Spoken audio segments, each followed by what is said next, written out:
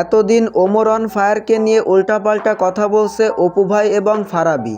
এখন আবার শুনতেছি ওমর অন ফায়ারকে নিয়ে উল্টাপাল্টা কথা বলতেছে বিপি ইমরান।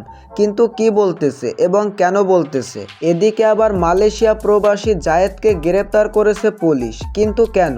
এ সকল বিষয় নিয়ে থাকছে আজকের ভিডিও। তো চলো ভিডিওটা শুরু করি। কিছুদিন আগে ওমর অন ফায়ার একটা ভিডিও আপলোড করছে এবং সেইখানে বলতেছে ভাবছি একটা সেলুন দিব এবং কিছু বউ ব্যবসায়ীকে সেলুনটা উদ্ভাবন করার জন্য ইনভাইট করব। তো এই ভিডিওটা দেখার পরে বিপি ইমরান কি বলছে, তো চলো আমরা সেই ভিডিওটা একটু দেখে আসি।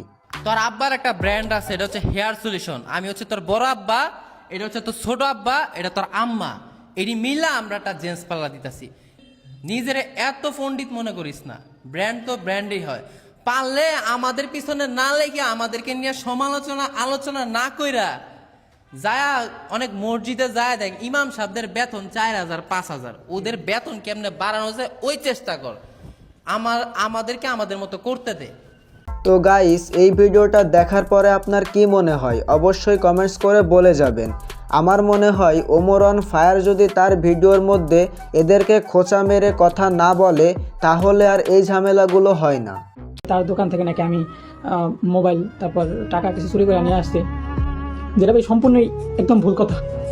তো গাইস, মালয়েশিয়া প্রবাসী জায়েদকে তো আমরা অনেকেই চিনি, যে কিনা অনেক সুন্দর সুন্দর প্রতিবাদী ভিডিও বানাতো।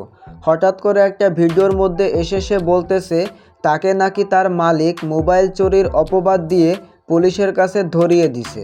আসলে এই জায়েদ মালয়েশিয়ার একটা মোবাইলের দোকানে কাজ করত এবং তার মালিকের সাথে কোনো একটা কারণে তার ঝামেলা হয়, যার কারণে তার মালিক তাকে মোবাইল চুরির অপবাদ দিয়ে পুলিশের কাছে ধরিয়ে দেয়। আসলে এই জায়েদ অনেক সুন্দর সুন্দর প্রতিবাদী ভিডিও বানাতো। তো আমরা সবাই দোয়া করব সে যেন খুব তাড়াতাড়ি ছাড়া পেয়ে যায়। তো আজকের ভিডিওটা এই পর্যন্তই। তো সবাই ভালো থাকবা, আল্লাহ হাফেজ।